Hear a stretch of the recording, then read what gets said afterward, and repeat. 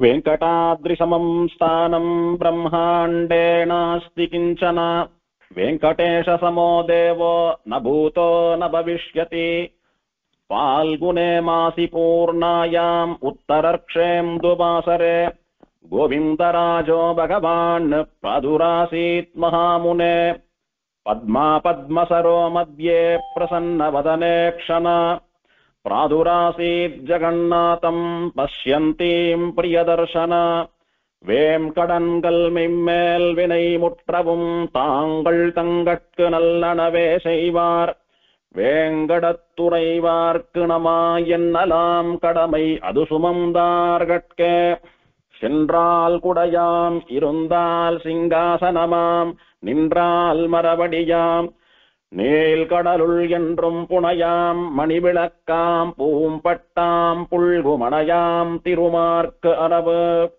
வேங்கடத்துறைவார்க்கு நமஹா. திருவனந்தாழ்வானாலே கபில மகர்ஷிக்கு உபதேசம் பண்ணப்பட்ட ஸ்ரீமத் வெங்கடேஷ அஷ்டோத்தர சதநாமாவளியிலே இன்றைய தினம் 74வது நாமாவினுடைய அனுபவம். ருக்மாப்ஜ சரசீகூல லக்ஷ்மீ கிருத தபஸ்வினே ஸ்ரீ வெங்கடேஷாய நமஹா. ருக்மாப்ஜ சரசீகூல லக்ஷ்மீகிருத தபஸ்வினே ஸ்ரீ வெங்கடேஷாய நமஹா. இந்த நாமாவளியாலே திருவேங்கடமுடையானுக்கு சொல்லப்பட்ட திருநாமம் ருக்மாப்ஜ சரசீகூல லக்ஷ்மீகிருத தபஸ்வி என்பது. ருக்மம் அப்படின்னா ஸ்வர்ணம் அர்த்தம், தங்கம். அப்ஜம் அப்படின்னா தாமரை. சரசீகூல அப்படின்னா குளத்தினுடைய கரையிலே, தடாகத்தினுடைய கரையிலே. கிருத தபஸ்வி அப்படின்னா தவம் பண்ணியவன் அப்படின்னு அர்த்தம். அதாவது திருச்சானூர்ல இருக்கக்கூடியதான பத்மசரஸ் அப்படின்ற புஷ்கரணியினுடைய கரையிலே திருவேங்கடமுடையான் மகாலட்சுமின்னு சொல்லக்கூடிய பிராட்டியை குறித்து தபஸ் பண்ணினார். அந்த விஷயம் இந்த நாமாவளியாலே சொல்லப்படுறது. இதுக்கு முன்னாடி நாமாவாலே சங்கரன் சொல்லக்கூடிய ருத்ரன் திருவேங்கடமலையினுடைய தாழ்வரையில் ஆக்னேய மூலையில் திருவேங்கடமுடையானை தியானம் பண்ணி கொண்டு ஆகல்பம் வசாமீக என்ற பெருமாளுடைய வாக்கியத்தை கடைபிடித்துக் கொண்டு இந்த கல்பம் முடிகிற வரைக்கும் பெருமாளுடைய பக்தனாக வசித்துக் கொண்டிருக்கிறான்னு பார்த்தோம். அந்த நாமாவிலே பெருமாளை குறித்து ஒருத்தன் தியானம் பண்ணிட்டு இருக்கிறது, தபஸ் பண்ணிட்டு இருக்கிறது சொல்லப்பட்டது. இந்த நாமாவினாலே பெருமாள் ஒருத்தரை குறிச்சு பண்ண தபஸும் தியானமும் சொல்லப்படுறது. போன நாமாவிலே ருத்ரன் பெருமாளை குறித்து தபஸ் பண்றான். இந்த நாமாவிலே பெருமாள் தாயாரை குறித்து தபஸ் பண்றார். இது ஒரு அனுபவம். ருக்மாப்ஜம் அப்படின்னா ஸ்வர்ண தாமரை, பொற்றாமரை. இந்த பொற்றாமரை எங்க இருக்கும் அப்படின்னா ஸ்வர்கலோகத்துல இருக்கும்னு புராணங்கள்லாம் சொல்றது. வராக புராணம் சொல்றச்ச இந்திரன் முதலான தேவர்கள் இருக்கக்கூடியதான ஸ்வர்கலோகத்திலே பொற்றாமரை என்பது உண்டு. அதாவது ஸ்வர்ணத்தினாலான தாமரை. ஆனா அது நம்மெல்லாம் பெருமாளுக்கு அர்ச்சிக்கிறதுக்கு பண்ணி வச்சுக்கிறாப்போல ஸ்வர்ண புஷ்பம் இல்லை. நிஜமாவே ஒரு தடாகத்திலே, ஒரு குளத்திலே, நீர்நிலையிலே நம்ம ஊர்ல செந்தாமரை, வெள்ளத்தாமரை அதெல்லாம் வளர்றது போல ஸ்வர்ணத்தாமரைன்னு சொல்லக்கூடிய பொற்றாமரை நிஜமாவே தண்ணியில வளருமாம், அங்கே பூக்குமாம். தாயாரை அடைய வேணும் என்பதற்காக பெருமாள் என்ன பண்ணினானா ஸ்வர்க்கத்துல இருக்கக்கூடியதான அந்த பொற்றாமரையை வர வச்சானா. இந்திரனிடத்துல சொல்லி அந்த பொற்றாமரையை வர வைத்து அத இந்த திருச்சானூர்ல இருக்கக்கூடியதான புஷ்கரணியிலே வளர பண்ணினானா.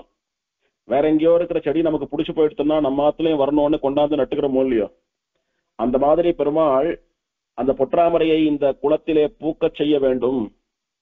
இந்த குளமெல்லாம் பொற்றாமரை இருக்கணும், அதுல இருந்து பிராட்டி ஆவிர்வவிக்கணும் அப்படின்னு பெருமாளுக்கு ஆசை. அதனால அந்த மாதிரி பண்ணினானோ. அப்படி பொற்றாமரைகளை விளைவித்து விட்டு அந்த சரசினுடைய கரையிலே பிராட்டி வரணும், என்னோட வந்து சேர்ந்துடு அப்படின்னு பிராட்டியை நினைச்சு பிராட்டியினுடைய மந்திரத்தை உச்சரித்துக் கொண்டு பெருமாள் 12 வருஷ காலம் தபஸ் பண்ணினான்னு தெரிகிறது. அதை பத்தி இந்த நாமாவினாலே பார்க்க போறோம். ருக்மாப்ஜ சரசீகூல லக்ஷ்மீகிருத தபஸ்வி. பொற்றாமரை புஷ்பங்களை உடைய பத்மசரஸ் என்கிற குளத்தினுடைய கரையிலே மகாலட்சுமியின் பொருட்டு தவம் பண்ணின ஸ்ரீவேங்கடேசனுக்கு நமஹா அப்படின்றது இந்த நாமாவளியினுடைய மேலோட்டமான அர்த்தம். எல்லா லோகங்களுக்கும் உபாசியன் பெருமாள். அப்படின்னா எல்லா லோகமும், எல்லா லோகத்திலே இருக்கக்கூடிய தேவர்கள் என்ன, ரிஷிகள் என்ன, மனுஷா என்ன, எல்லாரும் பெருமாளை தான் உபாசனை பண்ணுவா. உபாசனை அப்படின்னா பக்தி. பெருமாள் கிட்டதான் எல்லாரும் பக்தி பண்ணுவா, அவனை தான் சேவிப்பா, அவனை நோக்கிதான் யாக யக்ஞங்கள், தபம், ஜபம் எல்லாம் பண்ணுவா, அவனை தான் பிரார்த்திப்பா, அவனை தான் கும்பிடுவா, எல்லோரும் அவனை தான் சேவிப்பா. ஆனா அப்படி எல்லோராலும் வணங்கப்படக்கூடிய, சேவிக்கப்படக்கூடிய பெருமாளும் கூட இந்த இடத்திலே மகாலட்சுமின்னு சொல்லக்கூடிய தன்னுடைய தர்மபத்னியான பிராட்டியை குறித்து தபஸ் பண்றான், உபாசனம் பண்றான். பிருகு மகர்ஷியானவர் யார் நிஜமாவே சாத்விகமான மூர்த்தி, யாருக்கு ரொம்ப பொறுமை உண்டு, யார் பொறுமையே வடிவான மூர்த்தி அப்படின்னு கண்டுபிடிக்கணும். அவாதான் வசந்த தெய்வம். எது ரொம்ப பொறுமையா சாத்விகமான தெய்வமா இருக்கிறதோ அதுதான் வசந்த தெய்வம். அதனுடைய காலத்தான் எல்லாரும் பிடிக்கணும், அதுதான் சரணாகதி பண்ணணும், அதுதான் ஆசிரியக்கணும். அதனால யார் சாத்விகமான மூர்த்தி, பரம சாத்விகமான மூர்த்தி அப்படின்னு பார்க்கணும்னுட்டு முதல்ல மும்மூர்த்திகளை சோதனை பண்ணணும்னுட்டு பிரம்மாவின் இடத்துல போனார், அங்க தோத்து போயிட்டார். ருத்ரன் இடத்துல போனார், அங்கேயும் தோத்து போயிட்டார். இப்போ திருப்பார்கடல்ல ஆதிசேஷன் மீது பெருமாள் சயனிச்சுட்டு இருக்கார். பெருமாள் திருவடி கிட்ட பிராட்டி உட்கார்ந்துட்டு இருக்கா, அங்க போனார். பெருமாள் இவர் வரதை கவனிக்காது போல இவரை வரவேற்காம பேசாம இருந்துட்டார். இவருக்கு ஒரு ரிஷி நான் வந்திருக்கேன், என்ன அவமதிக்கிறாப்புல இருக்கிறதேன்னு கோபம் வந்துடுத்தோ பெருமாளுடைய மார்புல எட்டி உதைக்கிறார் இந்த பிருகு. உடனே பக்கத்துல இருக்கக்கூடிய பிராட்டி பாக்குறா, பெருமாளை பாக்குறா. பெருமாள் சாதாரணமா இருக்காரு, எந்த விதமான ஒரு ரியாக்ஷனும் இல்ல பெருமாள் இடத்துல. பிராட்டி கோபம் வந்துடுத்து. நான் இருக்கக்கூடிய மார்பிலே அந்த ரிஷி எட்டு உதைக்கிறார், நான் அங்க இருக்கேன், எப்படியானா என்னுடைய ஆம்படியா இருக்கக்கூடிய மார்பை நீ உதைக்கலாம் அப்படின்னு அவர் மீது கோவித்துக் கொள்ளாமல், அவர் உதைக்கிறது பரவாயில்ல, எனக்கு அதனால ஒண்ணும் இல்லைன்ற மாதிரி சாதாரணமா மௌனமா இருக்கீங்களே அப்படின்னுட்டு பிராட்டி கோபம் வந்துடுறது. கோபம் வந்துட்டோ இனிமேல் நான் ஒரு க்ஷணம் கூட இங்க இருக்க மாட்டேன், உங்களோட இருக்க மாட்டேன்னு கோவிச்சுட்டு பூலோகத்துக்கு வந்துடுறா பிராட்டி. அப்ப இவர் என்ன பண்ணிட்டு இருக்காரு அப்படின்னா அந்த பிருகு மகரிஷியனுடைய காலை புடிச்சுக்கிறார். எந்த காலால தன்னுடைய மார்பிலே பிருகு உதைத்தாரோ அந்த காலை பிடிச்சு, சுவாமி என்னுடைய மார்புகள்லாம் மலையை போல கடினமான மார்புகள், இந்த மலை போல இருக்கக்கூடிய மார்பை கொண்டுதான் நான் ஆயிரக்கணக்கான லட்சக்கணக்கான ராட்சசர்களை எல்லாம் எதிர்த்து அவளை சம்ஹாரம் பண்ணி புறமுதுகிட்டு ஓட செய்தேன். ராமாவதாரத்துல என்னுடைய புஜபல பராக்கிரமத்தை எல்லாம் நீங்க நிறைய பார்த்திருப்பீங்க. அப்படி இருக்கக்கூடிய என்னுடைய மார்பு, அதை நீங்க உதைச்சவங்களே உங்களுக்கு ரொம்ப வலிக்கும், ஐயோ வலிக்க போறது பாவம் உங்களுடைய கால் அப்படின்னுட்டு அவருடைய காலை அப்படி தடவி கொடுக்கறாப்புல அவருடைய கால் கட்டை விரல்ல ஒரு அகங்கார கண்ணு ஒண்ணு இருக்குதான், ஒரு கண்ணு இருக்கும், அந்த கண்ணு முழுக்க அகங்காரமே வடிவான கண்ணு. அது அப்படி காலை தடவுறது போல அந்த கண்ணை பெருமாள் அப்படி நசுக்கிட்டார், அந்த கண்ணை இல்லாம பண்ணிட்டார். அப்ப அவருடைய அகங்காரமானது மொத்தமா எரிஞ்சு போயிடுத்து, அழிஞ்சு போயிடுத்து. அந்த காலில் அந்த கண் இருந்ததுனால அவருக்கு அகங்காரம் தலைக்கு மேல போகவேதான் பெருமாள் மார்புல எட்டி உதைத்து சோதனை பண்ணக்கூடிய அளவுக்கு அவருக்கு ஒரு தைரியம், அசட்ட தைரியம் வந்தது. இப்ப இவர் அந்த கண்ணை சம்ஹாரம் பண்ண உடனே நிலையை உணர்ந்தார். நம்ம என்ன பண்ணோம், எப்பேற்பட்ட பாபகாரியத்தை பண்ணோன்றதை உணர்ந்து உடம்பெல்லாம் பதறி போய் நடுங்கி போய் பெருமாளே நம்ம மன்னிச்சுடோ, தெரியாம பண்ணிட்டேன்னுட்டோ இந்த ரிஷி பெருமாளுடைய காலில் விழுந்து மன்னிப்பு கேட்டோ க்ஷமாபணம் பிரார்த்திக்கிறார், மன்னிச்சுடுங்கோ, பெருமாளும் உன்னுடைய அகங்காரத்தை அழிப்பதற்காகவே நான் இந்த மாதிரி பண்ணினேன், அதனால ஒண்ணும் இல்லை அப்படின்னுட்டு இவா ரெண்டு பேருக்குள்ள சம்பாவனை இப்படி ஆயிடுறது.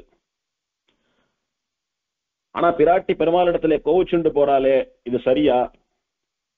நேத்து பாக்குறச்ச ஸ்ரீகரஹா ஸ்ரீகராய ஸ்ரீ வெங்கடேஷாய நமகான்ற நாமாவளி பாக்குறச்ச பெருமாள் பிராட்டிக்கு கையா இருக்கான், பிராட்டி பெருமாளுக்கு கையா இருக்கா. இவா ரெண்டு பேரும் அந்யோன்ய தம்பதிகள். இவாளுடைய தாம்பத்தியம் என்னைக்குமே புரிந்து கொள்ளக்கூடிய தாம்பத்தியமாக, ஒருத்தர் நன்னா புரிஞ்சுண்டு கருத்து வேற்றுமையே இல்லாம ஒருமித்த கருத்தோடு சந்தோஷமா இவா ரெண்டு பேரும் குடும்பம் பண்ணிட்டு இருக்கா. அதனாலதான் இவாளுடைய குடும்பமான இந்த அகில லோகங்கள்னு சொல்லக்கூடிய வசுதெய்வ குடும்பகம் என்கிற இவாளுடைய குடும்பம் கூட நன்னா இருக்கிறது. அப்பேற்பட்ட ஒற்றுமையே உருவான திவ்ய தம்பதிகள் இவா அப்படின்னு பார்த்துட்டு இன்னைக்கு பிராட்டி பெருமாள் இடத்துல கோவிச்சுண்டு ஒரு க்ஷணம் கூட இனிமேல் இங்க இருக்க மாட்டேன்னு வந்துடுறாளே, இது சரியா அப்ப இவாளுக்குள்ள அந்யோன்ய தாம்பத்தியம் என்பது கிடையாதா அப்படின்னா ரிஷிகள் தெரிவிக்கிறார், பிராட்டி இப்போது கோவித்து கொண்டு வந்ததுன்றது ஒரு பொய்க்கோபம், கோவிச்சுக்கிறாப்புல வந்துட்டா. எதனால அப்படின்னா பெருமாள் எப்போதெல்லாம் இந்த பூலோகத்திலே அதர்மம் தலையடிக்கிறதோ அப்போது அந்த அதர்மத்தோடு கோலோச்சக்கூடிய துஷ்டால சம்ஹாரம் பண்ணிட்டு தர்மத்தை ஸ்தாபனம் பண்ணணும், பக்தால காப்பாற்றணும் அப்படின்றதுக்காக அவதாரம் பண்றாரோ இல்லையோ, அந்த மாதிரி பிராட்டிக்கும் கூட அவதாரம் எல்லாம் உண்டு. ராகவத்தியே அபவத் சீதாக ருக்மிணி கிருஷ்ண ஜன்மினி அப்படின்ற ஒரு விஷ்ணு புராண ஸ்லோகம். பெருமாள் ராமனா அவதாரம் பண்றச்ச பிராட்டி சீதையா அவதாரம் பண்றா, பெருமாள் கண்ணனா அவதாரம் பண்றச்ச பிராட்டி ருக்மிணியா அவதாரம் பண்றான்னு பிராட்டிக்கும் நிறைய அவதாரங்கள் சொல்றது. பெருமாள் எப்போது எங்க தோன்றினாலும் பிராட்டி இல்லாமல் தோன்ற மாட்டான். பெருமாள் அவதாரம் பண்றான்னாலும் பிராட்டியோட தான் அவதாரம் பண்ணுவான். வாமன அவதாரத்திலே ஒரு 10 வயசு குழந்தை, சின்ன குழந்தை உபநயனமாட வடு பிரம்மச்சாரி கையில கொடையும் கமண்டலமும் வச்சுட்டு வர்றது, கிருஷ்ணாஜினம்னு சொல்லக்கூடிய பிரம்மச்சாரிகள் பொறுத்து கொள்ளக்கூடிய மான் தோலை போத்திட்டு வர்றது. 10 வயசு குழந்தை, பிரம்மச்சாரி குழந்தை. அங்க எங்க பிராட்டி வந்தா அப்படின்னா அப்போது பிராட்டி பெருமாளுடைய மார்புல இருக்காளாம். மார்புல ஒரு பெண் இருக்கா, ஆம்படையா இருக்கா, பிராட்டி இருக்கா அப்படின்னா இவன் பிரம்மச்சாரின்னு யார் ஒத்துப்பா, யார் நம்புவா, தெரிஞ்சு போயிடும் இல்லையோ. அதனால கிருஷ்ணாஜினம்னு சொல்லக்கூடிய மான் தோலை மேல போத்தி பிராட்டியை கவர் பண்ணிட்டானா, மறைச்சுட்டானா பெருமாள். சால்வை போத்துண்டா எப்படி உடம்பு மறைஞ்சு போறதோ அந்த மாதிரி கிருஷ்ணாஜினம்னு சொல்லக்கூடிய மான் தோலை போத்தி மார்புல இருக்கக்கூடியவளான பிராட்டியை மறைச்சுட்டானா. இது எதுக்காக அப்படின்னா வந்தவன் பெருமாள் தான், லட்சுமி பத்தி தான் அப்படின்னு கண்டுபிடிக்காம இருக்கணும் எதிரிகள். ஒண்ணு. ரெண்டாவது, பிராட்டி மறைக்கப்படவில்லை அப்படின்னா பிராட்டி பார்த்துட்டா பிராட்டியினுடைய அருள் பார்வையினாலே எதிரிகள் கட்சி பலமாகிவிட போகிறது, அதனால வந்த காரியம் நிறைவேறாது அப்படின்னுட்டு அதுக்காகவும் பண்ணிட்டான்னு சொல்றது உண்டு. இப்படி இதை குறிப்பிட்ட போது திவ்ய பிரபந்த வியாக்கியானத்துல பெரியவாச்சான் பிள்ளை சாதிப்பர், களவு செய்யலும் பிரிக்க ஒண்ணாதபடியான இரட்டை, களவு செய்யலும் பிரிக்க ஒண்ணாதபடியான இரட்டை. இவா 2 பேரும் இருக்கிறாளே இரட்டை, இந்த ஜோடி, இந்த துவயம், இந்த மிதுனம், இது பிரிக்க முடியாத மிதுனம்.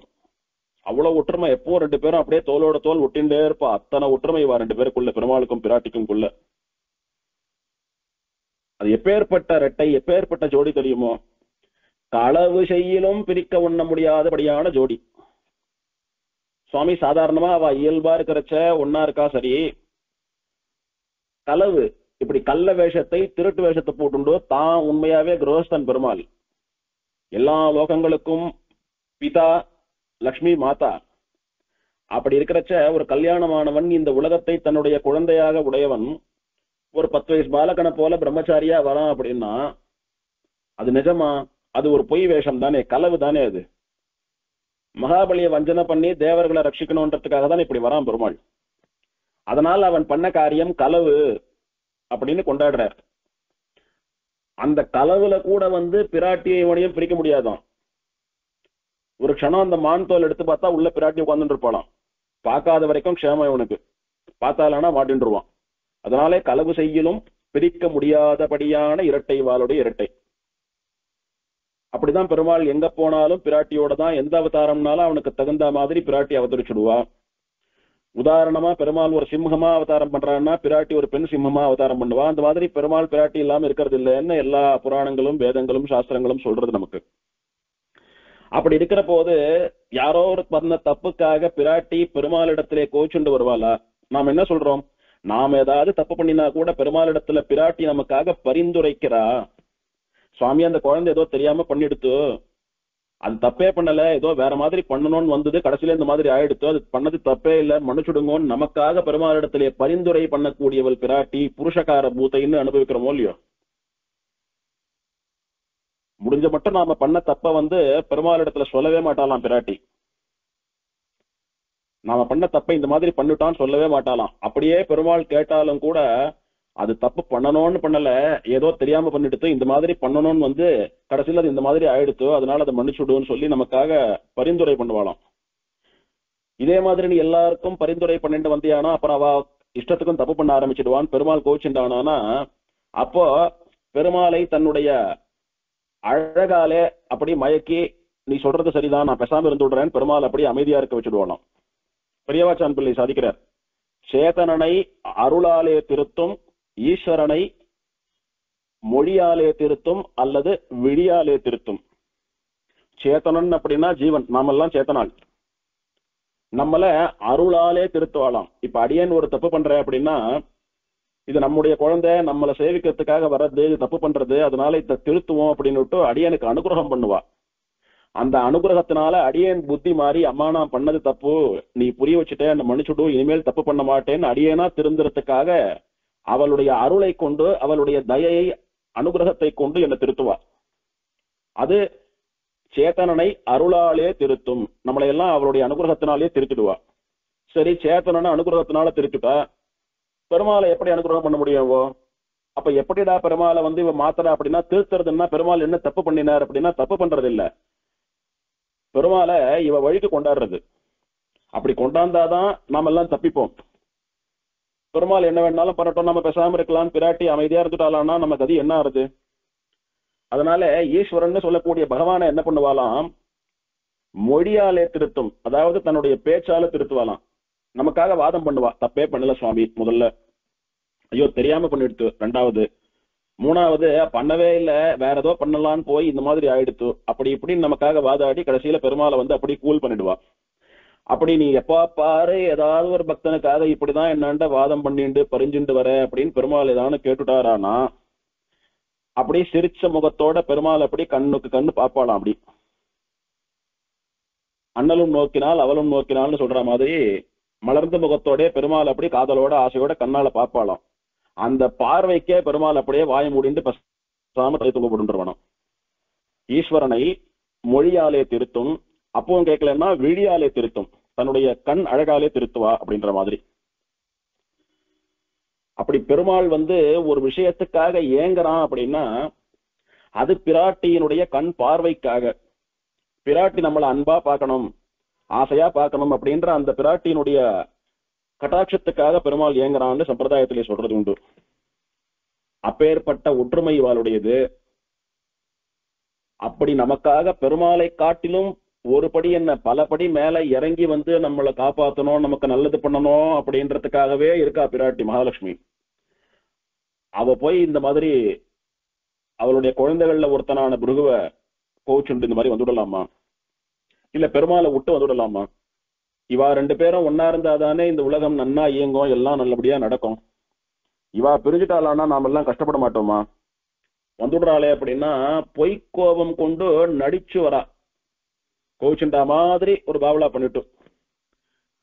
எதுக்காக அந்த மாதிரி வரணும் அப்படின்னா, பெருமாள் தீர்மானம் பண்ணிட்டார், இந்த பூலோகத்திற்கு ஸ்ரீனிவாசனாக திருவேங்கட மலை மேலே ஸ்வேதவராக கல்பம் முடிகிற வரைக்கும் எழுந்தருள் இருந்து, அந்த கல்பம் முடிகிற வரைக்கும் பக்தர்களை எல்லாம் ரட்சித்துக் கொண்டு எல்லோருக்கும் அனுகிரகம் பண்ணிட்டு எல்லாரும் காப்பாத்தின்னு இருக்கணும் அப்படின்னு பெருமாள் தீர்மானம் பண்ணிட்டான். அதுக்கு ஒரு வியாஜம், ஒரு காரணம் போகணும் இல்லையோ. அதனால பெருமாளுக்கு முன்னால பிராட்டிய போக செய்து, பிராட்டி கோச்சுண்டு வராப்புல வந்துருவா, அவளை தேடிண்டு வராப்புல இவன் வர்றது. அதுக்கப்புறமா ரெண்டு பேரும் இங்கேயே பர்மனண்டா தங்கி இருந்து பூலோக வாசிகளான நம்ம எல்லாம் கூட அனுகிரகம் பண்ணி கொண்டு இந்த கல்பம் முடிகிற வரைக்கும் வசிப்பதுன்னுட்டு இவாளுடைய சங்கல்பம். இதை இவனும் வாய திறந்து சொல்லல இந்த மாதிரி நடக்க போறதுன்னு, அவளும் சொல்லல.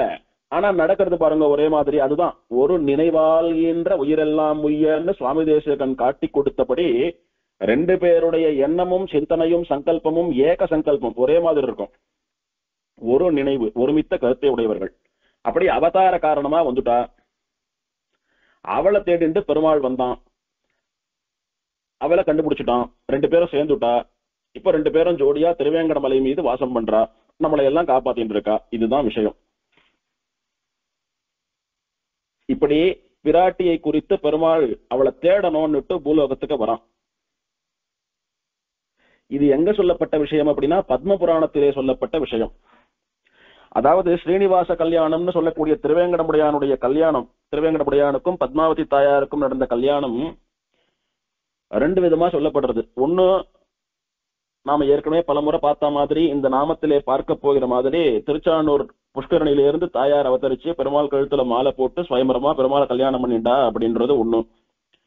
இன்னொன்னும் ஆகாஷ ராஜான்னு சொல்லக்கூடிய ஒரு பக்தனுடைய பெண்ணாக அவதரித்து வகுல மாதான்னு சொல்லக்கூடிய பெருமாளுடைய வளர்ப்பு தாயார் அந்த ராஜாவினிடத்துல போய் ஸ்ரீனிவாசனுக்கு பத்மாவதியை கல்யாணம் பண்ணி கொடுங்கன்னு பொண்ணு கேட்டு கல்யாணமாகி நாராயணவனம்னு சொல்லக்கூடிய இடத்துல கல்யாணம் ஆனதாகவும், அப்படி கல்யாணம் அரைச்ச பண்ண தலிகையெல்லாம் அகோபிலம் ரிஷிம்மனுக்கு பெருமாள் நைவேத்தியம் பண்ண சொன்னதாகவும் புராணத்துல இருக்கு. ரெண்டு விதமாவும் இருக்கு. ரெண்டுத்துல எது சரி அப்படின்னா ஒரு கல்பத்திலே ஒரு மாதிரியா நடந்திருக்கலாம். உதாரணமா கஜேந்திர மோட்சம் நடந்த ஸ்தலங்கள் அப்படின்னு சொல்றச்ச திவதேசங்கள்னு பார்த்தா கபிஸ்தலம்னு சொல்லக்கூடிய திவதேசத்திலே கஜேந்திர மோட்சம் நடந்த இடம்ன்றது சொல்லப்படுறது புராணத்துல. நம்ம காஞ்சிபுரத்திலே அஷ்டபுஜ பெருமாள் சன்னதியிலும் கஜேந்திர மோட்சம் சொல்லப்படுறது. வடக்கே ஒரு தேசத்திலேயும் வடநாட்டிலையும் திவதேசம் அல்லாத ஒரு ஊர்லயும் கஜேந்திர மோட்சம் நடந்ததா சொல்லப்படுறது. அப்ப எதுதான் உண்மை அப்படின்னா ஒரு கல்பத்திலே ஒரு மாதிரி நடந்திருக்கும் அப்படின்றது நம்மளுடைய சம்பிரதாயம். பெரியவாதான் சொல்றான் நமக்கு இதுக்கு சமாதானமா.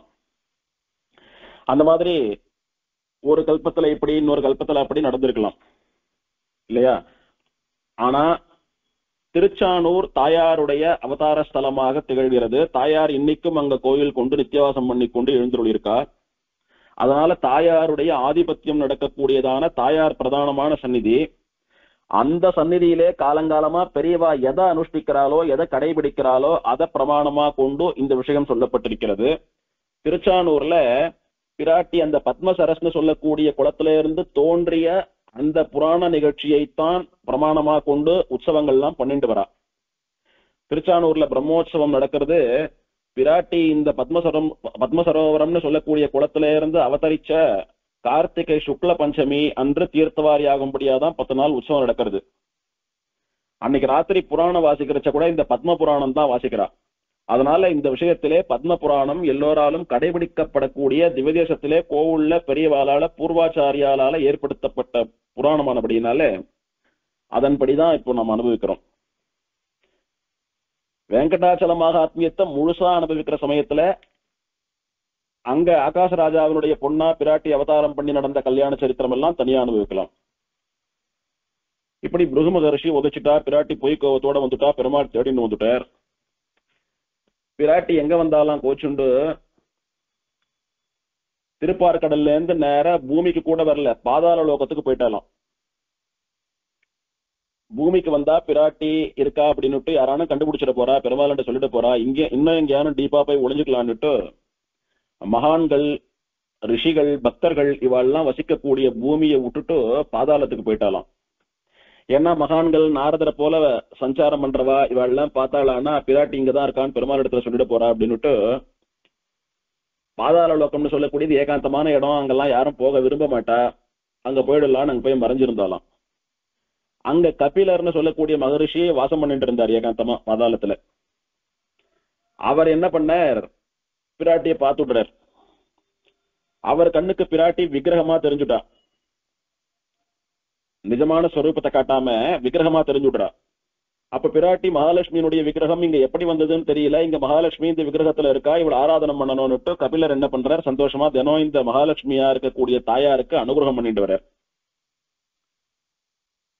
இப்படி மகாவிஷ்ணுவை பிரிந்து வந்த பிராட்டி விக்கிரகமாக கபிலராலே ஆராதிக்கப்பட்டு வந்தாள். அப்புறம் கபிலர் என்ன பண்ணார், பூலோகத்துக்கு வரணும்னு சொல்லிட்டு இந்த பிராட்டி தான் ஆராதனம் பண்ணக்கூடிய பிராட்டி விக்கிரகத்தையும் எழுந்தருள பண்ணி கொண்டு பூமிக்கு வந்துடுறார். வந்தபோது கரவீரபுரம் அப்படின்னு புராணத்திலே வர்ணிக்கப்படுகிற கொல்லாபுரம் என்கிற ஊர், இப்போ நாம நார்த் இந்தியால அந்த கொல்ஹாப்பூர்னு சொல்ற மொழியோ அந்த ஊர், அந்த ஊருக்கு வந்துடுறார். அங்க வந்து பார்த்தா கபிலர் ஆராதனம் பண்ண அந்த மகாலட்சுமி விக்கிரகத்தை அகஸ்தியர் ஒரு 10 வருஷ காலம் ஆராதனை பண்ணிட்டு வர்றார். கபிலர் அங்க விக்கிரகத்தோட வந்தார், அகஸ்தியரை பார்த்தார். இந்த மாதிரி பாதாள லோகத்திலே இருந்த பிராட்டியினுடைய விக்கிரகம் நான் தினம் ஆராதனை பண்ணிட்டு இருக்கேன்னு சொன்னார். நான் அப்படியே சஞ்சாரமா போயிட்டு இருக்கேன், ஒரு இடத்துல என்னால தங்க முடியாது, அதனால பிராட்டி விக்கிரகத்தை உங்களாண்டு ஒப்படைச்சிட்டு போறேன் அப்படின்னா, அப்ப அகஸ்தியர் வந்து ஒரு 10 வருஷ காலம் அந்த பிராட்டியினுடைய விக்கிரகத்தை ஆராதனை பண்ணிட்டு அந்த கொல்ஹாப்பூர்லயே இருந்துட்டு இருக்கார் அகஸ்தியர். பெருமாள் அங்க போறான், எங்க இருக்கா பிராட்டின்னு தெரிஞ்சுட்டு கொல்ஹாப்பூர் போய் எடுத்து பிராட்டி விக்கிரகமானது பெருமாளு கண்ணுக்கு தெரியாம மறைஞ்சுடுறது. இதெல்லாம் இவளுடைய விளையாட்டு லீலை, மறைஞ்சுடுறது. என்ன தேடி வந்தோமே, கண்ணால பார்த்தோம், கை ககப்படலையே அப்படின்னு பெருமாள் யோசிச்சுட்டு இருக்கிறச்சே, தடுமாறின்னு இருக்கிறச்சே ஒரு அசரீரி வாக்கு கேட்கறது. என்ன வாக்கு கேட்கறது அப்படின்னா, சுவர்ணமுகரி நதி ஓடுறது திருப்பதியில, அதனுடைய கரையிலே ஒரு குளத்தை நிர்மாணம் செய்து அந்த குளத்திலே தேவலோகத்தில் உள்ள ஸ்வர்ண தாமரை புஷ்பங்களை பயிர் பண்ணி அந்த புஷ்பங்களை கொண்டு மகாலட்சுமி மந்திரத்தை சொல்லி மகாலட்சுமியை 12 வருஷ காலம் அர்ச்சனை பண்ணி கொண்டு அவளுடைய மந்திரத்தை ஜபம் பண்ணி கொண்டு தவம் பண்ணிண்டு வா, மகாலட்சுமி உனக்கு கிடைப்பாள் அப்படின்னுட்டு அசரீரி வாக்கு கேட்கறது பெருமாளுக்கு. அதன்படி என்ன பண்ணார் பெருமாள், திருப்பதியிலே ஓடுவதான ஸ்வர்ணமுகி நதிக்கரைக்கு வந்தார். ஸ்வர்ணமுகி நதி திருச்சானூர்ல தாயார் சன்னதியிலிருந்து ஒரு 1/2 கிலோமீட்டர் தூரத்திலே ஓடக்கூடிய நதி. அந்த கரைக்கு வந்து இப்போது பத்மசரஸ்னு சொல்லக்கூடிய தாயார் சன்னதிக்கு பின்புறத்திலே இருக்கக்கூடிய புஷ்கரணியை பெருமாள் அவர் கையாலே நிர்மாணம் பண்றார். பெருமாளுடைய கையாலே நிர்மாணம் பண்ணப்பட்ட புஷ்கரணி குளம் அது. புஷ்கரணியை நிர்மாணம் பண்ணி ஆயிடுத்து. அது சரசு குளம். தேவலோகத்திலிருந்து இந்திரனிடத்துல சொல்லி ஸ்வர்ண தாமரை புஷ்பம்னு சொல்லக்கூடிய பொற்றாமரைகளை வர வச்சுட்டார். அந்த புஷ்பங்களை இதுல பயிர் பண்றார். அங்க வளர்ந்த புஷ்பம் இங்கேயும் வளர்ந்துட்டு வருது. இப்படி பத்மம் விளைகிற குளமானபடியினாலே தாமரை குளம் அப்படின்ற பேர்ல பத்மசரஸ்ன்னு பேர் வந்தது. பத்மசரசு பத்ம சரோவரம்னு பேர் திருச்சானூர்ல இருக்கக்கூடிய புஷ்கரணிக்கு. அங்கே தாயார பெருமாள் என்ன பண்றார், தியானம் பண்ணிண்டு அவளுடைய மந்திரத்தை ஜபிச்சுண்டு அந்த ஸ்வர்ண புஷ்பங்களை கொண்டு அவளுக்கு அர்ச்சனை பண்ணிட்டு 12 வருஷ காலம் பிராட்டி என்னண்ட வந்து சேர்ந்துடுன்னு பிராட்டியை நோக்கி தபஸ் பண்ற பெருமாள். அப்படி பெருமாளுடைய 12 வருஷ கால தபஸுக்கு பிரதானம் தினம் அந்த ஸ்வர்ண தாமர புஷ்பங்களை கொண்டு பிராட்டியை அர்ச்சனை பண்ணணும். அது பிரதானம். அப்ப 12 வருஷ காலமும் தினம் அவருக்கு அந்த குளத்திலே விளையக்கூடிய ஸ்வர்ண தாமரை புஷ்பம் வேணும். பொதுவா ஸ்வர்ண தாமரை புஷ்பத்துல அர்ச்சனை பண்ணுன்னா இந்திரன் சொன்னா தினம் கூட பெருமாளுக்கு கூட கூடையா கொண்டு கொட்ட காத்துட்டு இருக்கான். ஆனா அந்த குளத்திலே பொற்றாமரையை பயிர் பண்ணி அதுல விளையக்கூடிய தாமரை மலரால பிராட்டி அர்ச்சனை பண்ணணும்னு அசரினால அந்த ஸ்வர்ண தாமரை தினம் வளரணும், எந்த தடங்களும் இல்லாம நன்னா வளரணும், சமிருத்தியா வளரணும், நிறைய புஷ்பம் வேணும் அப்படின்னுட்டு தாமரையை மலரச் செய்பவனான, தாமரையை மகிழ்விப்பவனான, தாமரை வளருவதற்கும் வாழ்வதற்கும் காரணமானவனான சூரிய நாராயணனை, சூரிய மண்டலத்திற்கு அந்தர்யாமியாக சூரிய மண்டலத்தின் நடுவிலே விளங்குபவனான ஸ்ரீமன் நாராயணனை பெருமாள் இந்த குளத்தினுடைய கரையிலே பிரதிஷ்டை பண்ணினார். பொதுவா சூரியன் வந்தா தாமரை மலர்றதுன்னு சொல்றோமோ இல்லையோ, அது சாமான்யமா இந்த ஆதித்யன் என்றும் நவகிரகங்களிலே ஒருவனாகவும் சொல்லப்படுகிற சூரியன் அப்படின்னு எல்லாரும் நினைச்சுட்டு இருக்கா. ஆனா அந்த சூரியனுக்குள்ள இருந்துண்டு அந்த சூரியனை ஆட்டி வைக்கிற, இயக்கிற, அவன் அனுகிரகத்தினாலே அவனை வேலை வாங்குகிற பெருமாள் இருக்கான் பாருங்கோ, அவனுடைய அனுகிரகத்தினாலதான் நிஜமாவே எல்லாம் நடக்கிறது. இதெல்லாம் சூரியனால நடக்கிறதுன்னு சொல்றாலும் அதெல்லாம் பெருமாளால, சூரிய மண்டலத்திலே இருக்கக்கூடிய நாராயணனாலே நடக்கிறது. அதனால பெருமாள் இவரை காட்டிலும் மேலான வாழதான இவர் சேவிக்கணும். அதனால சூரியனை பிரதிஷ்டை பண்ணல, சூரியன் நாராயணனை பிரதிஷ்டை பண்ணார். நிறைய பேர் தப்பா நினைச்சுண்டு ஏதோ அக்னி பகவான், வாயு பகவான், வருண பகவான் சொல்ற மாதிரி சூரியனை தான் சூரிய நாராயணன் சொல்றா போட்டுருக்கு அப்படின்னுட்டு சூரியன் நினைச்சுண்டு நிறைய பேர் ஏமாறுறா, சேவிக்கிறா. ஆனா அவர் சாட்சாத் ஸ்ரீமன் நாராயணன் பெருமாளுக, புராணம் தெளிவா சொல்றது. அந்த சூரிய நாராயணனை அந்த குளத்தினுடைய கரையிலே பிரதிஷ்டை பண்ணி அவரை சேவிக்கிறார், பிரார்த்திக்கிறார். சுவாமி, உங்களுடைய அனுகிரகத்தினாலே இந்த பத்மசரசிலே பொற்றாமரை புஷ்பங்கள் தினம் பூக்கணும், நிறைய பூக்கணும், அதை கொண்டு நான் பிராட்டியை அர்ச்சிக்கணும், பிராட்டி வரணும். அது உங்களுடைய பொறுப்பு, நீங்க தான் ரட்சிக்கணும், அனுகிரகம் பண்ணணும். திடீர்னு ஒரு நாள் தாமரை இல்லாம போயிடுத்து, தாமரையே பூக்களை என்ன அர்ச்சனைக்கு நான் என்ன பண்ணுவேன், பொற்றாமரை வேற எங்கேயானு கிடைக்குமா, அதனால நீங்க அனுகிரகம் பண்ணணும்னு பிரதிஷ்டை பண்ணி அவரையும் சேவிச்சுண்டு பிராட்டி நோக்கி தபஸ் பண்ணிட்டு இருந்தார். இன்னைக்கும் கூட திருச்சானூர்ல தாயார் சன்னதிக்கு பின்னாலே இருக்கக்கூடிய குளத்தினுடைய கரையிலே சூரிய நாராயண பெருமாளுக்கு சன்னதி உண்டு. ஆச்சரியமா 2 கையிலையும் பொற்றாமரை புஷ்பங்களை ஏந்தி கொண்டிருக்கக்கூடிய சூரிய நாராயணன், மூலவர், உற்சவர், செல்வர்னு சொல்லக்கூடிய 3 மூர்த்திகள் அங்க சேவை சாதிக்கிறார். அவசியம் சேவிக்க வேண்டிய பெருமாள். ரொம்ப அழகா இருப்பார் பெருமாள். பெருமாளுடைய திருமுக மண்டலம் சூரியன் எப்படி பிரகாசமா இருப்பானோ அந்த மாதிரி பிரகாசமா ஜொலிக்க கூடியது. என்ன ஒரு வித்தியாசம் அப்படின்னா, சூரியனை நேரா பார்த்தா கண்ணு கூசுறது இல்லையோ, ஆனா இவரை பார்த்தா கண்ணு கூசாது. பார்க்க பார்க்க கண் எடுக்கிறதுக்கே மனசு வராது. அத்தனை அழகா இருப்பார் பெருமாள். அவ்வளவு அடர்ந்த தைலம் பூசப்பட்டு கருப்பா இருக்கக்கூடிய திருமுக மண்டலத்திலும் கூட பெருமாளுடைய புன்னகை ரொம்ப நன்னா தெரியும். அப்படியே மழை மழன்னு குழந்தை போல இருக்கக்கூடிய புன்முறுவலோடு சேர்ந்த முகம் பெருமாளுடைய திருமுக மண்டலம். இவருக்கு ஒரு வாரமும் ஞாயிற்றுக்கிழமை அன்னைக்கு விசேஷமா திருமஞ்சனம் உண்டு. சூரியனுக்கு உகந்த ஞாயிற்றுக்கிழமை அன்னைக்கு இந்த பெருமாளுக்கு ஒரு ஞாயிறும் திருமஞ்சனம் உண்டு.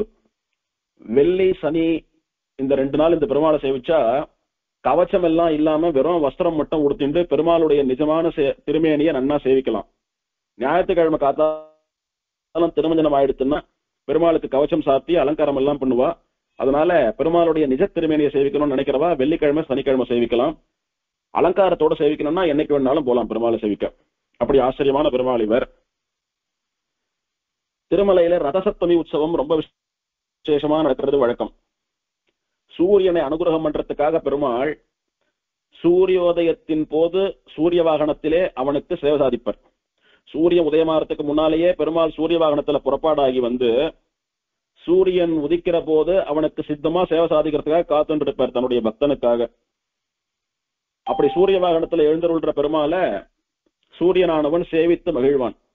அதுக்கப்புறமா 1 மணி நேரத்துக்கு ஒரு முறை 2 மணி நேரத்துக்கு ஒரு முறை ஒரு வாகனம்னு 7 வாகனங்கள் நடக்கும்.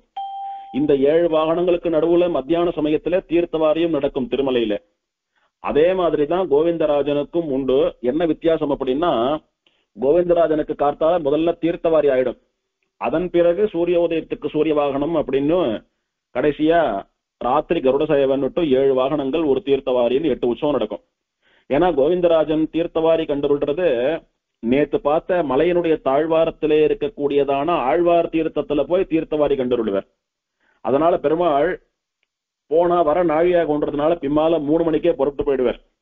யாரும் இல்லாத டிராபிக் இல்லாத இருட்டுல ஏகாந்தத்துல பெருமாள் புறப்பட்டு போயிட்டாரானா அங்க சீக்கிரமா விறுவிறுன்னு தீர்த்தவாரியை முடிச்சுண்டு சூரியோதயம் ஆறத்துக்கு ஒரு மணிக்கு முன்னாடியே கோவிலுக்கு வந்துடுவார்.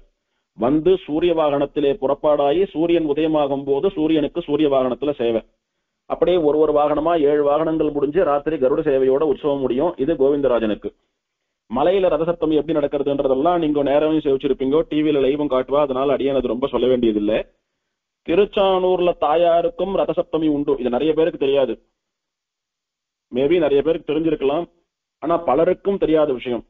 ரெகுலரா திருச்சானூர் வரவா கூட ரதசப்தமின்னாவே மலைதான் ஞாபகத்துக்கு வர்றது, நேரா மலைக்கு போயிடுறோம் சுவாமி, திருச்சானூர்ல நடக்கிறதுன்றது எங்களுக்கு தெரியவே தெரியாதுன்னு பல பேர் சொல்லி அடியேன்னு கேட்டிருக்கேன்.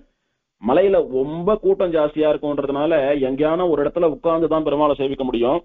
பெருமாள் நம்மளை கிராஸ் பண்ணி போறச்ச பெருமாளை சேவிக்கலாம், அவ்வளவுதான். ஆனா திருப்பதி கோவிந்தராஜன் சன்னதியிலும் சரி, திருச்சானூர்ல தாயார் சன்னதியிலும் சரி கூட்டம் ரொம்ப குறைவா இருக்கும். மலையில இருக்கக்கூடிய கூட்டத்துல 1% கூட இருக்காது கூட்டம். அதனால எல்லா வாகனத்துக்கும் பெருமாளோடையே தாயாரோடையே வீதி பிரதட்சணம் வரலாம். நாம அவ்வளவு கிட்டக்க சேவிக்கலாம். திருச்சானூர்ல என்ன ஒரு விசேஷம்னா, கோவிந்தராஜன் பிரம்மோற்சவத்துல கூட கோவிந்தராஜனோடைய நம்ம 10 நாளும் வீதி புறப்பாடு வரலாம் பெருமாள் கிட்டக்கவே. கூட்டம் ரொம்ப இருக்காது. ஆனா தாயார் பிரம்மோற்சவத்துல அந்த மாதிரி வர முடியாது. அங்கங்க கேலரி மாதிரி ஏற்பாடு பண்ணி வச்சிருப்பா, அங்க இருந்துதான் தாயார் சேவிக்க முடியும். தாயாரோடைய எல்லாம் வர முடியாது. நம்ம ஊர்ல வர மாதிரி எல்லாம் போலீஸ் கெடுபடி அதிகமா இருக்கும், கூட்டம் ஜாஸ்தியா இருக்கும். ஆனா தாயார வாகன சேவையில கிட்ட அனுபவிச்சு சேவிக்கணும்னு ஆசைப்பட்டா ரதசப்தமி அன்னைக்கு திருச்சானூர்ல போய் சேவிச்சோமானா அதி ஆச்சரியமான சேவை. அப்படியே குழந்தை அம்மா புடவையே அம்மாவோட முந்தானியை பிடிச்சிட்டு சுத்தின்றே இருக்கிற மாதிரி தாயார் புடவை பிடிச்சிட்டு பின்னாடியே சுத்திட்டு இருக்கலாம். 7 வாகனத்துக்கும் யாரும் நம்மள கேட்கறவா கிடையாது. அத்தனை ஏகாந்தமா இருக்கும். வரவாலாம் மலைக்கு போவா. சில பேர் இங்க நடக்கிற விஷயம் தெரிஞ்சவா ஊர்ல இருந்து நேரம் இங்க வந்து இறங்கி தாயார ஒரு வாகனத்துல சேவிச்சுட்டு கோவிந்தராஜன் ஒரு வாகனத்துல சேவிச்சுட்டு மலை ஏறி போய் மீதி வாகனங்கள் அங்க சேவிக்கிறதுன்றதும் உண்டு. அப்படி தாயாருக்கு ரதசப்தமி அன்னைக்கு தீர்த்தவாரி மட்டும் கிடையாது, 7 வாகன புறப்பாடு உண்டு. அந்த 7 வாகன புறப்பாடு நடக்கிறது பாருங்க. அதுக்கெல்லாம் முன்னால கார்த்தால 4 மணிக்கு தாயாருடைய அஸ்வ வாகனம்னு சொல்லக்கூடிய குதிரை வாகனம், தங்க குதிரை வாகனம், அந்த வாகனம் சூரிய நாராயண பெருமாள் சன்னதிக்கு வந்து சேரும். முதல்ல கார்த்தால 4 மணிக்கு சூரிய நாராயணன் அந்த ஸ்வர்ண குதிரை வாகனம், தாயார் எழுந்தருளக்கூடிய ஸ்வர்ண குதிரை வாகனத்துல ஏறி தாயார் சன்னதியை பிரதட்சிணமா புறப்பாடு வருவார். முதல் உற்சவம் ரதசப்தமி அன்னைக்கு சூரிய நாராயண பெருமாளுக்கு தான். அந்த சூரிய நாராயண பெருமாள் எழுந்தருளின குதிரை வாகனத்தை அப்படியே கொண்டு கோவிலுக்குள்ள ஏல பண்ணிடுவா. அதுல விசேஷம் என்னன்னா, பெருமாள் வாகனத்துல ஏறி புறப்பாடானாரோ இல்லையோ, அப்போ பெருமாளுக்கு புஷ்பம் மாலை எல்லாம் சமர்ப்பிச்சாலே, அப்ப புஷ்பம் மாலை இதெல்லாம் எடுத்து எடுத்து சாத்தும் போது உதிர்றதோ இல்லையோ, ரோஜா இதழ்கள்லாம் உதிரி இருக்கும், துளசி உதிரி இருக்கும், தவணம் உதிரி இருக்கும், சம்பங்கி புஷ்பம் உதிரி இருக்கும், சாமந்தி புஷ்பம் உதிரி இருக்கும், அந்த மாதிரி உதிரி புஷ்பங்கள்லாம் இருக்கும் இல்லையோ, அதெல்லாம் பொதுவா என்ன பண்ணுவான்னா, வாகன புறப்பாடு ஆயிடுத்துன்னா எல்லாத்தையும் கீழே தள்ளி விட்டுருவா, வாகனத்தை சுத்தமா தொடச்சு எடுத்து வச்சிருவா. ஆனா அன்னைக்கு சூரிய நாராயணன் எழுந்தருளக்கூடிய அந்த குதிரை வாகனம் இருக்கு பாருங்க, அதுல சிந்தி இருக்கிற புஷ்பங்கள்லாம் பெருமாளுடைய பிரசாதம். அதுல தாயார் எழுந்தருள்றது தாயாருக்கு திருவுள்ளம், அதை கலைஞ்சிடக்கூடாதுன்றதுக்காக பெருமாள் மேல இருந்து மாலையில இருந்து சிந்தின புஷ்பங்கள் துளசி அதெல்லாம் அப்படியேதான் இருக்கும். அதோடயே தாயார் அதுல எழுந்தருள்வா. அதனால முதல் புறப்பாடு சூரிய நாராயணனுக்கு தான். சூரிய நாராயணன் புறப்பாடாகி ஆஸ்தானத்துக்கு போய் சேர்ந்துட்டார் அப்படின்னா அதுக்கப்புறமா தான் தாயார் சித்தமாகி முதல் வாகனத்துல சூரியனுக்கு சூரிய வாகனத்துல சேவை கொடுப்பா தாயார். அதுக்கப்புறம் 7 உற்சவங்கள் நடக்கும். இப்படி இன்னைக்கும் கூட தாயாரை காட்டிலும் பிரதானமான தெய்வமாக இந்த சூரிய நாராயணன் திருச்சானூரிலே எழுந்தருளியிருக்கிறார். இவர் சாதாரண சூரியன் அப்படின்னு நினைச்சுக்கிறவாளுக்கு அடியேன் ஒண்ணு சொல்றேன். அப்படி சாதாரண சூரியனா இருந்தா தாயார் தனக்கு முன்னாலே அவரை இந்த வாகனத்திலே ஆரோகணம் பண்ணி அவர் புறப்பாடாய் வந்தாவிட்டு அவருடைய பிரசாதமா அதுல ஏறி போனோம்னு நினைப்பாளோ? மாட்டா. சாட்சாத் பெருமாளவர். அதனாலதான் திருவேங்கடமுடையான் கூட அவதாரம் பண்ணின போது, தாயாரை தேடி வந்து தபஸ் பண்ணின போது தனக்கு முன்னாலே தோன்றிய பெருமாள் அப்படின்னுட்டு சூரிய நாராயணனை சேவிக்கிறார். அதனால அவர் சாட்சாத் பரபிரம்மம் ஸ்ரீமன் நாராயணன் அப்படின்றத மனசுல வச்சுக்கணும். இப்படி 12 வருஷ காலம் தபஸ் பூர்த்தியான உடனே ஒரு கார்த்திகை மாசம் சுக்லபக்ஷ பஞ்சமி திதி உத்திராட நட்சத்திரம் வெள்ளிக்கிழமை இதெல்லாம் சேர்ந்த ஒரு நன்னாள்ல மத்தியானம் அபிஜித் முகூர்த்தம்னு சொல்லக்கூடிய சமயம், அதாவது ஒரு 12, 12:05, 12:20 அந்த சமயத்துக்கு ஒரு தாமரை புஷ்பத்தில இருந்து மகாலட்சுமின்னு சொல்லக்கூடிய பெரிய பிராட்டியார் அவதாரம் பண்ணினான். பத்மா பத்மசரோ மத்தியே பிரசன்ன வதனே க்ஷண பிராதுராசி ஜகநாதம் பஷ்யந்தீம் பிரியதர்ஷன.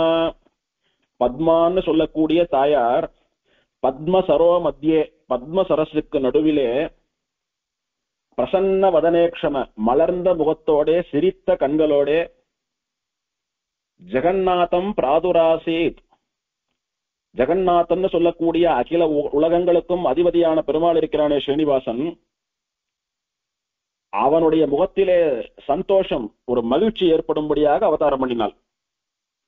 கொஞ்சமா நெஞ்சமா பாதாளத்துக்கு போய் தேடினா, கொல்காப்பூருக்கு போனா, அங்க போனா இங்க போனா எங்கெங்கயோ தேடினா. 12 வருஷ காலம் தபஸம் ஆயிடுத்து. இத்தனை நாள் பிராட்டியை பிரிஞ்சிருக்கான் பெருமாள், பிராட்டியை பார்க்கவே இல்லை. வரவழைக்கக்கூடிய பிராட்டியானவள் இந்த பஞ்சமி தீர்த்த தன்னைக்கு கார்த்திகை சுக்லபக்ஷ பஞ்சமி உத்திராடம் வெள்ளிக்கிழமை கூடிய நாள்ல அபிஜித் முகூர்த்த வேலையிலே ஒரு தாமரை அப்படியே அந்த குளத்தில இருந்து வெளியில வர்றது. அந்த தாமரையில பிராட்டி நின்றுட்டு இருக்கா, கையில ஒரு மாலை வச்சுட்டு இருக்கா.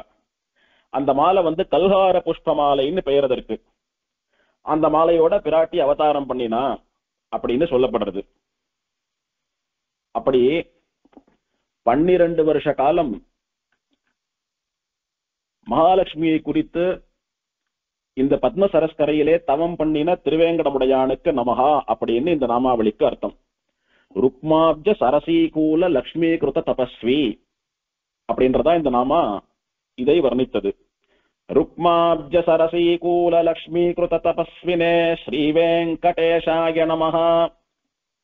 அடுத்தது 75வது நாமா லசல்லக்ஷ்மி கராம்போஜ தத்த கல்ஹார கஸ்ரஜே ஸ்ரீ வெங்கடேஷாய நமஹா. லசத் லக்ஷ்மி கராம்போஜ தத்த கல்ஹாரக சரஜே ஸ்ரீ வெங்கடேஷாய நமஹா. இந்த நாமாவளியாலே திருவேங்கடமுடையானுக்கு சொல்லப்பட்ட திருநாமம் லசத் லக்ஷ்மி கராம்போஜ தத்த கல்ஹாரக ஸ்ரஜா என்பது, ஸ்ரஜா என்பது. லசத் அப்படின்னா பிரகாசிக்கிறன்னு அர்த்தம். லக்ஷ்மின்னா பிராட்டியார், கராம்போஜம்னா தாமரை போன்ற கைகளை உடையவள் பிராட்டி. தத்த அப்படின்னா அவளாலே கொடுக்கப்பட்ட, அவளாலே சமர்ப்பிக்கப்பட்ட. ஸ்ரஜ ஸ்ரஜ் அப்படின்னா மாலைன்னு அர்த்தம், புஷ்ப மாலை. கல்ஹாரகம் அப்படின்னா கல்ஹார புஷ்பத்தினாலான மாலை. போன நாமாவினாலே சுக்ல பஞ்சமி அன்னைக்கு தாயார் பத்மசரஸ்ல சொல்லக்கூடிய குளத்திலே ஒரு தாமரையோடு தோன்றினாள்னு பார்த்தோமோ இல்லையோ, அதனுடைய தொடர்ச்சி இந்த நாமாவளி. தோன்றினவள் எப்படி தோன்றினாள் அப்படின்னு இதுல சொல்றது. எதனால தோன்றினால்? பெருமாள் 12 வருஷ காலம் தபஸ் பண்ணினா, அதனால தோன்றினா, அது போன நாமாவளியாலே. எப்படி தோன்றினால்? அது இந்த நாமாவளியாலே. அந்த தாமரை அப்படி குளத்துல இருந்து வரது வெளியில, பிராட்டி நின்றுட்டு இருக்கா ஆச்சரியமா, நல்ல மஞ்சள் நிறத்திலே பட்டு உடுத்தி கொண்டிருக்கிறாள். முகமெல்லாம் அத்தனை புன்முறுவல், கண்ணுல அத்தனை சந்தோஷம். பெருமாள் ரொம்ப நாள் கழிச்சு பாக்குறோம்னுட்டு, அதை விட 100 மடங்கு சந்தோஷம் இவனுக்கு. இத்தனை வருஷமா தேடி அலைஞ்சோம், இன்னைக்குதான் பிராட்டியை பார்க்க முடியறதுன்னு கண்கள்லாம் அப்படியே கண்ணிலே சிரிக்கிறான் பெருமாள். கண்கள்லாம் அப்படியே மலர்றது, முகம் மலர்ந்து போயிடுத்து. அத்தனை சந்தோஷம். அவனை காட்டிலும் அந்த க்ஷணத்துல இந்த லோகத்துல சந்தோஷமா இருந்துவா யாரும் கிடையாதுன்னு சொல்றபடிக்கு அத்தனை ஆனந்தம் பெருமாளுடைய முகத்திலே. அப்படி ஜெகநாதன் ஜனார்தனன் சொல்லக்கூடிய ஜனங்களுடைய கஷ்டங்களை எல்லாம் தீர்க்கக்கூடியவனான பெருமாளுடைய முகத்திலே ஒரு மகிழ்ச்சி, பெருமகிழ்ச்சி, ஒரு ஆனந்தம், ஒரு பேரானந்தம் வரும்படியாக பிராட்டியானவள் இந்த குளத்திலிருந்து ஒரு பொற்றாமரை மலரிலிருந்து கையிலே கல்கார மாலையோடு கூட வந்தாள். கல்காரம் அப்படின்னாக்கா வெண் தாமரைன்னு அர்த்தம், வெள்ளை தாமரை. இவள் தோன்றியது பொற்றாமரையிலிருந்து. இவள் கைகளிலே ஏந்தி கொண்டு வந்தது வெள்ளை தாமரை மாலை. ஸ்ரஜு அப்படின்னா புஷ்பமாலைன்னு அர்த்தம். கல்காரக ஸ்ரஜு அப்படின்னா வெண் தாமரை மாலை. அதை ஏந்திண்டு வந்தா.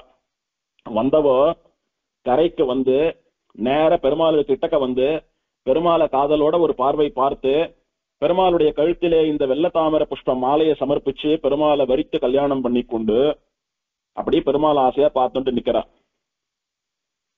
பெருமாள் கேட்கிறான், இது நியாயமா?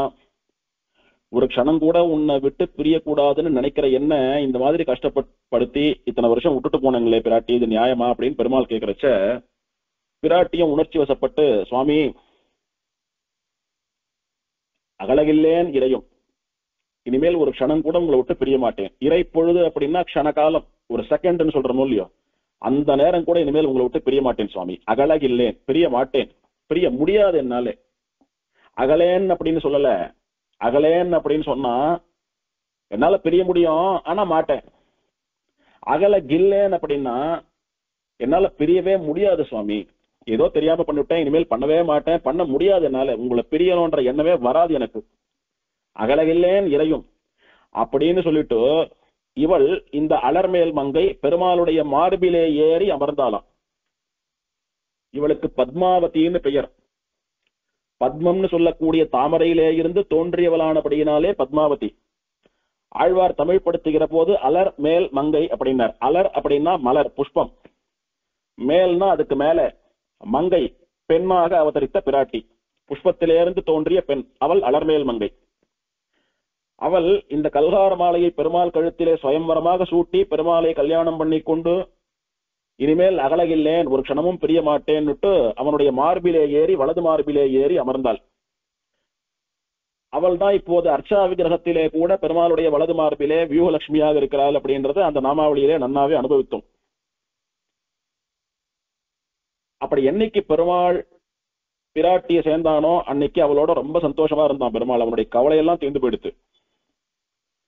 பிராட்டி நித்யான பாயினின்னு பெயர். பெருமாளை விட்டு ஒரு க்ஷணம் கூட பிரியாமல் எப்போதும் இருக்கிறவள் அப்படின்னு நித்யான பாயினியும் நிரவத்தியான்னு எல்லாம் சொல்றச்ச ஆச்சாரியாலும் கொண்டாடுறா.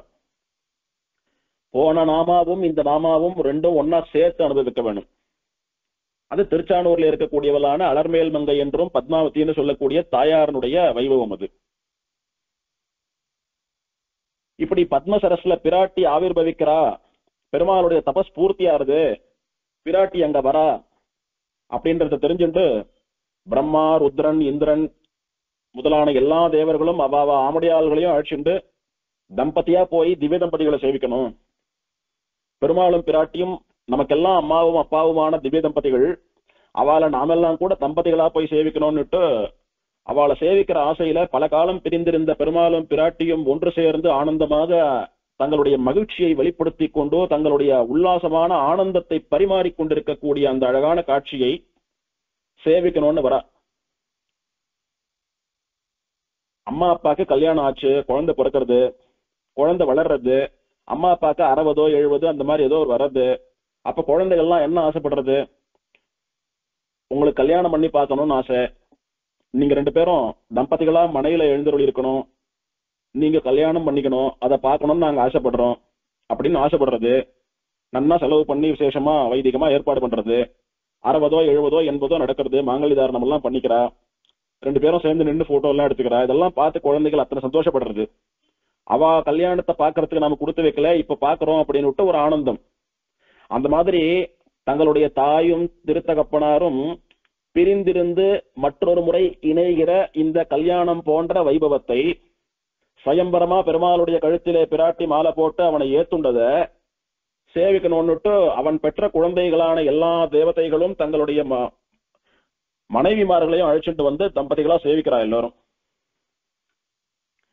அப்படி எல்லாரும் சேவித்துக் கொண்டிருக்கிற போது பிராட்டி தான் கழுத்திலே போட்டுக் கொண்டிருந்த வெண்தாமரை மாலையை கழற்றி பெருமாளுடைய கழுத்திலே போட்டு அவனை அப்படியே சேர்த்து கட்டிண்டா, ஆலிங்கனம் பண்ணிண்டா. மகிழ்ச்சி. இத்தனை வருஷம் அவனை பிரிஞ்சிருந்த சோகம் தீர பெருமாளை சேர்த்து அணைத்துக் கொண்டாள். பெருமாள் பிராட்டியை பிரிஞ்சிருக்கான், பிராட்டி பெருமாளை பிரிஞ்சிருக்கா. அவளால அந்த சோகத்தை, அந்த துக்கத்தை தாங்கிக் கொள்ள முடியவில்லை. என்னதான் கோவிச்சுக்கிறாப்புல கோவிச்சுண்டு அப்படி வைராக்கியமா வீம்பா இருந்துட்டாலும் கூட உண்மையான அன்பு இருக்கிறபடினாலே அவளால ஒருத்தர் பார்த்து அந்த அன்பை வெளிப்படுத்தாம இருக்க முடியல, கட்டுப்படுத்த முடியல. அப்படியே சேர்த்து அணைச்சு கட்டிண்டா பெருமாளை. இதை அப்தி கன்யா பரிஷ்வக்த பக்ஷசே ஸ்ரீ வெங்கடேசாய நமகான்னு பிராட்டி அனைத்து ஆலிங்கனம் பண்ணப்பட்ட திருமார்பை உடையவன் என்கிற நாமாவளியிலே கூட அனுபவித்தோம் ஏற்கனவே. இது 2வது முறை. பிராட்டி புஷ்பத்தோட அந்த தாமரை புஷ்பத்திலிருந்து குளத்திலிருந்து அவதரிக்கும் போது அவள் கழுத்திலே வெண்தாமரை மாலையோடு தோன்றினாள். தன் கழுத்துல இருந்த மாலை எடுத்து பெருமாள் கழுத்துல போட்டு கல்யாணம் பண்ணிண்டா. இது நன்னா யோசிச்சு பாருங்க. வெறும ஒரு மாலையை போட்டா இவ மட்டும்தான் அவனுக்கு போட்டதா ஆறுது. இவ கழுத்துல இருக்கிற மாலையை அவனுக்கு போட்டதுனாலே இது சுயம்பரமாக ஒரு மாலை மாத்தல் போல ஒரு அனுபவம் இது. அப்படி பெருமாளுடைய மார்பிலே ஏறி அமர்ந்து விட்டால், பெருமாள் மார்பை அடைந்து விட்டாள். இப்போ எல்லாருக்கும் ஒரு நிம்மதி பெருமூச்சு. அப்பா, அம்மாவும் அப்பாவும் ஒன்னா சேர்ந்துட்டா, இனிமேல் 2 பேரும் சேர்ந்தே இருக்க போறா, நமக்கு எந்த ஒரு கஷ்டமும் இல்லை. தெரிந்தோ தெரியாமலோ ஏதானும் ஒரு தப்பு பண்ணினா கூட தாயார் பார்த்துருவா, பெருமாள் இடத்துல சொல்லி நமக்கு எல்லாம் சமாதானம் பண்ணி நமக்கு அனுகிரகம் பண்ணுவா. இனிமேல் இவா 2 பேரும் சேர்ந்து இருக்கிறபடினாலே எல்லாருடைய கஷ்டமும் தீர்ந்தது, எல்லாம் வழக்கம் போல அவ பாத்துப்பா, நமக்கு என்ன அப்படின்னு நிர்பரோ நிர்பயோஸ்மின்னு பொறுப்பு அவள் இடத்துல ஒப்படைச்சுட்டு அவளை சேவிச்சுட்டு நிம்மதியா நம்ம வேலையை பார்த்துட்டு இருக்கலாம் அப்படின்னு நிம்மதி பெருமூச்சு விட்டா தேவர்கள் எல்லாரும் கூட.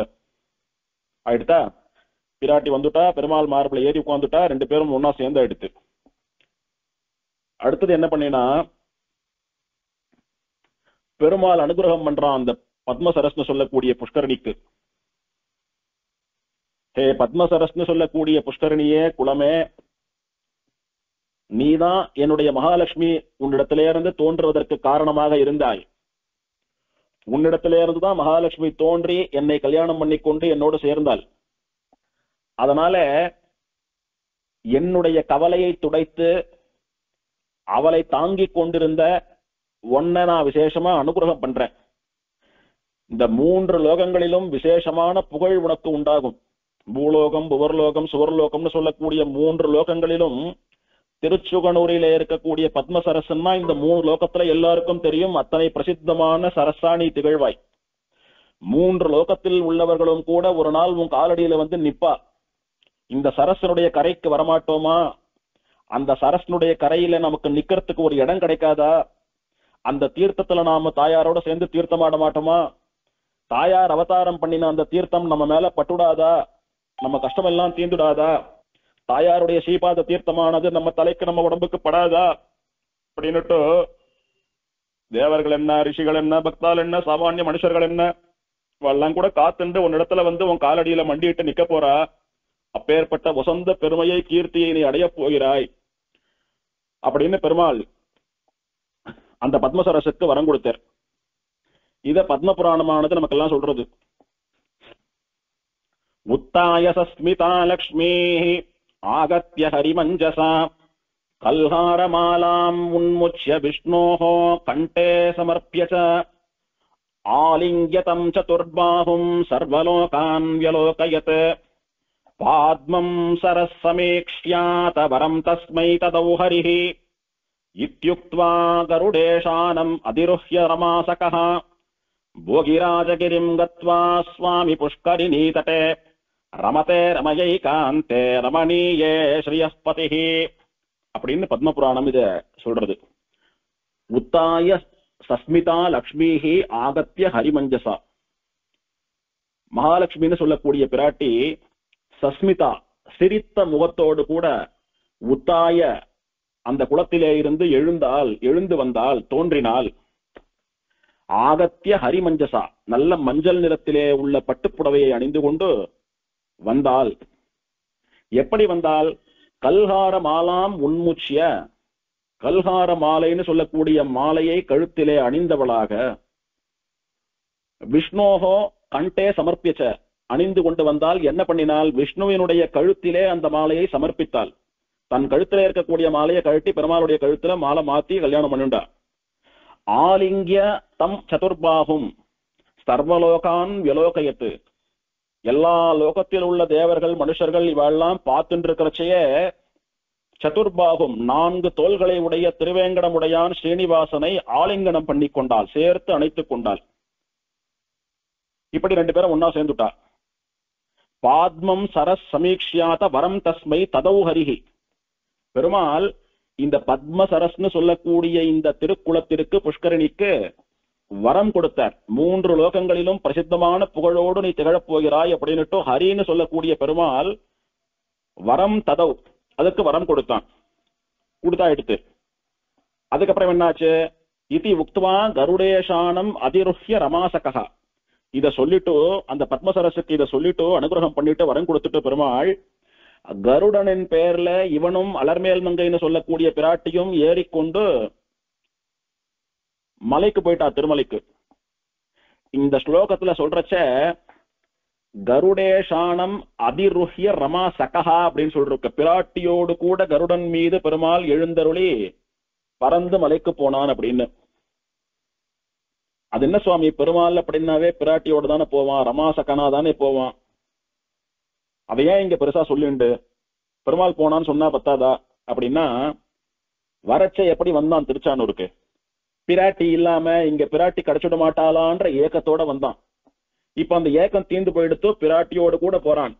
எந்த பிராட்டியை தேடி வந்தானோ, எந்த பிராட்டி இல்லாம வந்தானோ அவளோட போனான் பெருமாள். வந்த காரியம் நிறைவேற்றிட்டு சந்தோஷமா போனான் அப்படின்றத காட்டுறதுக்காக புராணம் ரமாசகான்னு பிராட்டியோடு கூட போனான்னு சொல்றது.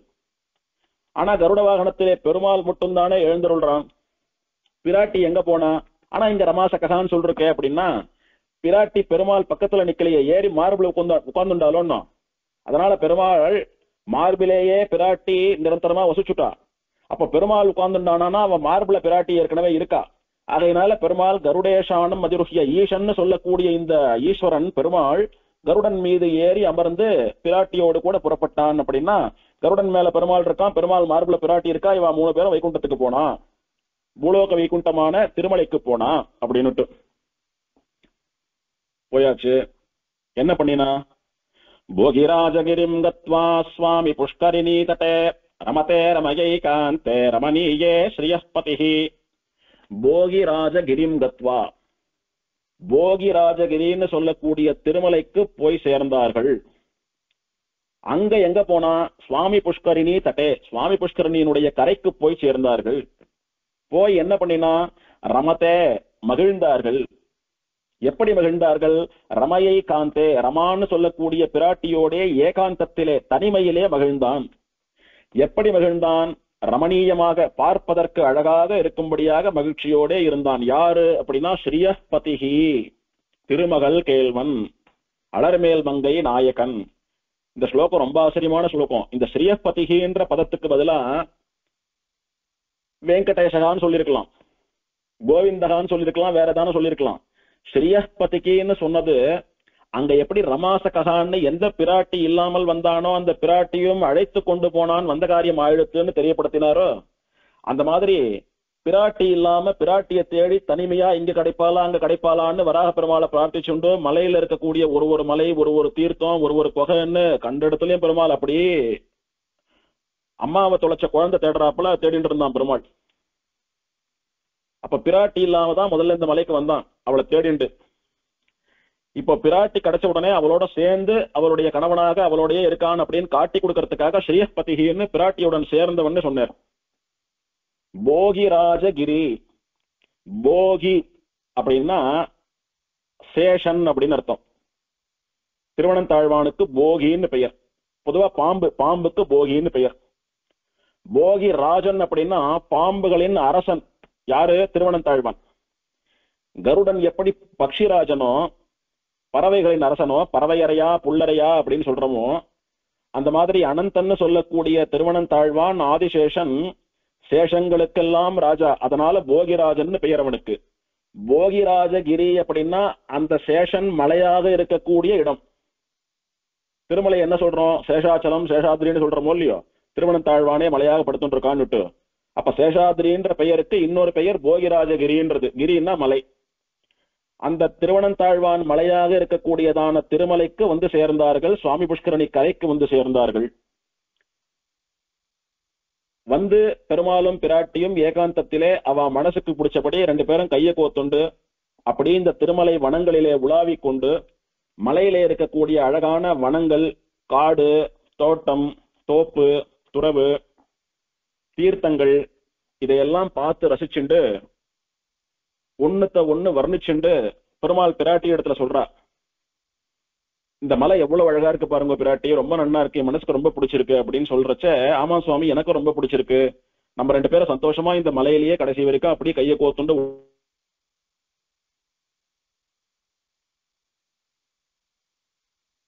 பண்றதுன்றது மட்டும் இல்லாமல் கூட சந்தோஷமா கையை கோத்துண்டு ஆனந்தமா உலா வந்து கொண்டிருக்கிறார்கள், விஹரிக்கிறார்கள். விஹரித்தல் அப்படின்னா ஆனந்தமாக உலா வருதல், சந்தோஷமா இருக்கிறதுன்னு அர்த்தம்.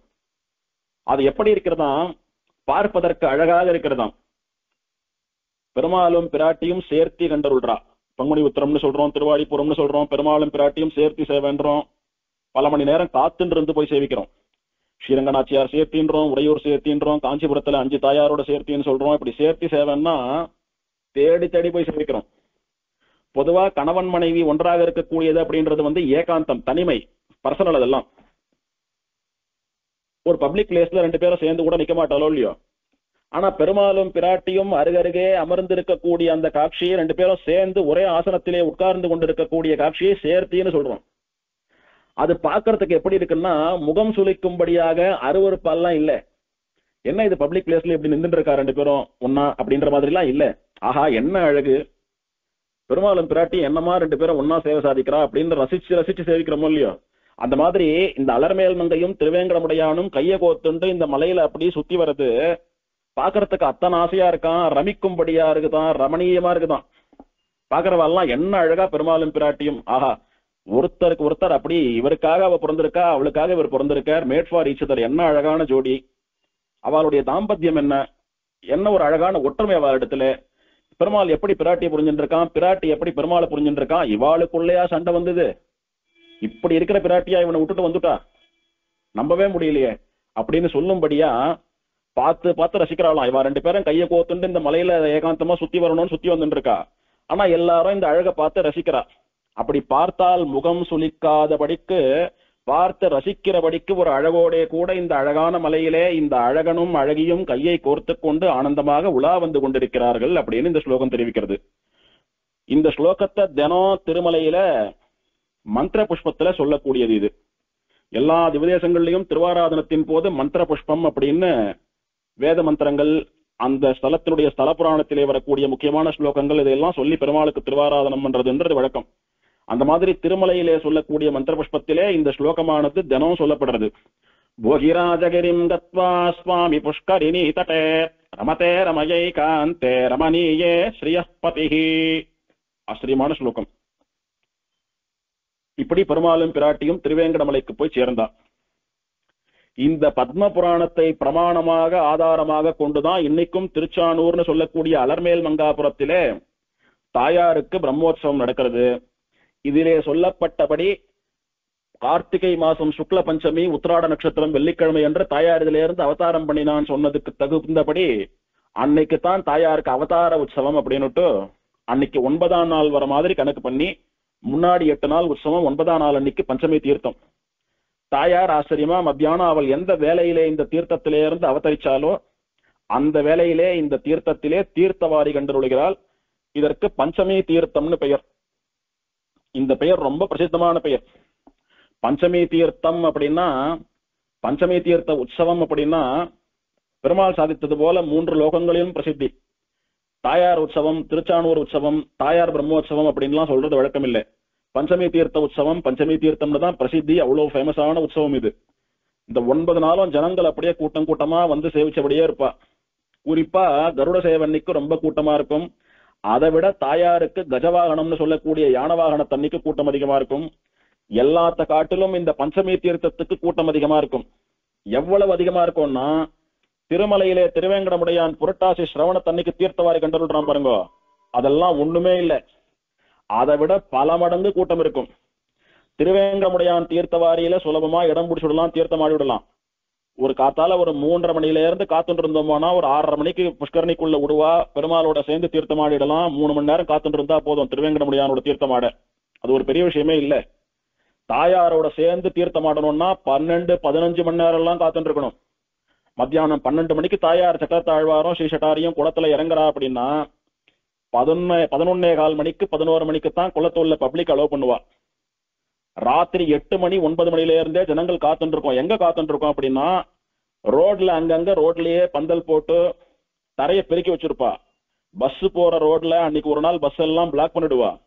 ரோட்லயே அவாவா பைய வச்சுட்டு அந்த பை மேல தலை வச்சு படுத்துக்கிறது, அங்கங்க கொடுக்குற சாதத்தை வாங்கி சாப்பிட்டு ஜனங்கள்லாம் மழை வந்தா போச்சு, பனி வந்தாலும் போச்சு, எதுனாலும் ஜனங்கள் கொசுக்கடியில் அனுபவிச்சுட்டு 12-15 மணி நேரம் எல்லாம் காத்துட்டு இருந்து எப்படியானும் தாயாரோட சேர்ந்து தீர்த்தம் ஆடிடணும் அப்படின்னுட்டு வருஷத்துல ஒரு நாள் இதை ஒரு விரதமா வச்சுட்டு கண்டிப்பா இந்த முறை தீர்த்தமாடியே ஆனோன்னு எங்கெங்க இருந்தோ தூரமா இருக்கக்கூடிய ஜனங்கள், ஒரு கை இல்லாதவா, ஒரு கால் இல்லாதவா, சாதாரணமா நடக்க முடியாம உடம்புல இருக்கக்கூடிய குறைகளை எல்லாம் கூட பொருட்படுத்தாம கை குழந்தைகள் எடுத்துண்டு வயசானவாளை வச்சுண்டு தலைமையில பையும் சுமந்துண்டு அவ்வளவு கஷ்டப்பட்டு 1000 கணக்குல ஜனங்கள் வந்து தாயாரோட தீர்த்தமாடுவா. சரி, கஷ்டப்பட்டு இத்தனை நேரம் காத்துட்டு இருந்து தாயாரோட தீர்த்தமாடிட்டா ஆயிடுத்து, அவ்வளவுதானா அப்படின்னா அப்படி இல்லை. ஒரு பேட்ச் வரும், தீர்த்தமாடிட்டு போகும், அடுத்த பேட்ச் உள்ள வரும். இந்த மாதிரி போலீஸ்காராலே கிட்டத்தட்ட 10-12 பேட்சை விடுவா. ஒரு பேட்சுக்கு 50,000 பேர் குறையாம தீர்த்தமாடுவா. இப்படி பல ஜனங்கள் அதுல இறங்கி வர போக வர போக வர போக வந்து ஒரு முழுக்கு போட்டாலான்னா 10 போலீஸ்காரா விசிலோட தீர்த்தத்திலேயே நிப்பா, ஜலத்திலேயே இருப்பா. ரொம்ப நேரம் குளிச்சா நிறைய பேர் வந்து குளிக்கிறதுக்கு நேரம் போறாது, போங்கோன்னு விரட்டிண்டே இருப்பா விசில் ஊதி. அந்த மாதிரி வந்துட்டாலானா ராத்திரி 12-12:30 மணி வரைக்கும் ஜனங்கள் அது பாட்டுக்கு வரது இறங்கி முழுகிட்டு போயிட்டே இருக்கும். தாயாரை சேவிக்கிறாளோ இல்லையோ அந்த தீர்த்தத்துல தீர்த்தம் ஆடிட்டு போயிட்டே இருப்பா. ஸ்கூலுக்கு போன குழந்தைகள் வந்தா அவள் அழைச்சிட்டு வருவா. வேலைக்கு போன பெண்கள் புருஷா இவெல்லாம் வேலைக்கு போனான்னா குடும்பத்தோட ஒரு பைக்ல 4 பேர் 5 பேர் எல்லாம் கூட வந்து ராத்திரி நேரம் வருவா. 10 ஆனாலும் 11 ஆனாலும் புஷ்கரணி திறந்திருக்கும், அந்த குளத்துல மூழ்கிட்டு கோபுரத்தை பார்த்து கையை கூப்பிட்டு போயிட்டே இருப்பா. அப்படி தாயாரை சேவிக்கிறத காட்டிலும் அந்த பஞ்சமி தீர்த்தத்திலே தாயாருடைய ஸ்ரீபாத தீர்த்தத்திலே தீர்த்தமாடணும் அப்படின்றது ரொம்ப விசேஷம். இதுதான் பெருமாளுடைய சத்தியமான வாக்கு. 3 லோகங்களிலே நீ பிரசித்தமான தீர்த்தமாக இருப்பாய் அப்படின்னுட்டு பெருமாள் பண்ணின அனுகிரகம். இன்னைக்கு அந்த பஞ்சமி தீர்த்தத்துக்கு விசேஷமான பிரசஸ்தி, ஒரு புகழ். எப்படின்னா, இந்த வரம் கொடுத்த பெருமாளுடைய சக்கர தீர்த்தம்னு சொல்லக்கூடிய தீர்த்தவாரி கூட அவ்வளவு கூட்டம் கிடையாது. 3 லோகத்திலே நீ பிரசித்தமான தீர்த்தவாரியாக விளங்குவாய்னு சொல்லிட்டார். அப்படி சொல்லிட்டு அதை விட பிரசித்தமா இவர் தீர்த்தவாரி இருந்தா இவர் கொடுத்த வரத்துக்கு அழகு இல்லையோ, அதனால தன்னுடைய தீர்த்தவாரிக்கு கூட பெருமாள் ஜனங்களை குறைச்சிக்கிறான். அவ்வளவு விசேஷமான பஞ்சமி தீர்த்தவாரி இது. அத்தியாச்சரியமா நடக்கும். நிறைய போலீஸ் கெடுபிடி, ஜனங்கள் ரொம்ப சிரமப்படும். இருந்தாலும் தாயாரோட தீர்த்தமாடணும்ன்ற ஜனங்களுடைய அந்த பக்தி, நம்ம அம்மா அவளோட சேர்ந்து அவளுடைய பிறந்த நாள்ல நாம சந்தோஷமா இருக்கணும்னு அந்த ஜனங்க மனசுல நினைக்கக்கூடியதான அந்த ஒரு பக்தி தான் அவ இவ்வளவு கஷ்டப்பட்டும் அதை பொருட்படுத்தாம தீர்த்தமாடுறதுக்கு காரணம். பஞ்சமி தீர்த்த உற்சவம் எப்படி நடக்கிறது? அன்னைக்கு தாயாருக்கு பெருமாள் என்னென்னலாம் பரிசுகளை கொடுத்து அனுப்புறார், அந்த பரிசுகள்லாம் எங்க தொடங்கி எப்படி வருது, என்னென்ன பரிசுகள்லாம் கொடுக்கிறார், அது வந்து தாயாருக்கு தீர்த்தவாரி எப்படி ஆறுது. அதாவது இந்த பஞ்சமி தீர்த்தத்தை அன்னைக்கு மலையில ஒரு உற்சவம், தாயாருக்கு ஒரு உற்சவம். மலையில என்னென்ன நடக்கிறதோ அது ஒரு பக்கம் லைவா காட்டின்னு இருப்பான் அப்பப்போ. இங்க திருச்சானூர்ல என்னென்ன நடக்கிறது, தாயார் வெளியில வந்தா புது புடவை உடுத்திண்டா புறப்பாடானா மண்டபத்துக்கு போய் சேர்ந்துட்டான், இது ஒரு பக்கம் காட்டின்னு இருப்பான். அப்புறம் அந்த மரியாதை வந்த உடனே அதுல இருக்கக்கூடிய வஸ்துக்களை எல்லாம் தாயாருக்கு சமர்ப்பித்து அதுக்கப்புறமா தாயார் குளத்துல இறங்கி தீர்த்தவாரி ஆகும். அதுக்கப்புறம் பெருமாள் கொடுத்த பரிசை எல்லாம் தாயார் போட்டுண்டு புறப்பாடு வருவா, ராத்திரி போய் கொடியிறங்கி உற்சவம் முடியும். இந்த பஞ்சமி தீர்த்த உற்சவத்தினுடைய வர்ணனம் அடுத்த உபன்யாசத்திலே. அஜ்ஞானினா மயா தோஷான் அசேஷான் விஹிதான் ஹரே க்ஷமஸ்வத்வம் க்ஷமஸ்வத்வம் சேஷசைல சிகாமனே வந்தாய் என் மனம் புகுந்தாய் மண்ணி நின்றாய் நந்தாத கொழுஞ்சுடரே எங்கள் நம்பி சிந்தாமணியே திருவேங்கடம் மேயந்தாய் இனியான் உன்னை என்றும் விடேனே. ஸ்ரீமதே அலர்மேல் மங்காநாயிகா சமேத ஸ்ரீனிவாச பரபிரம்மணே நமஹ.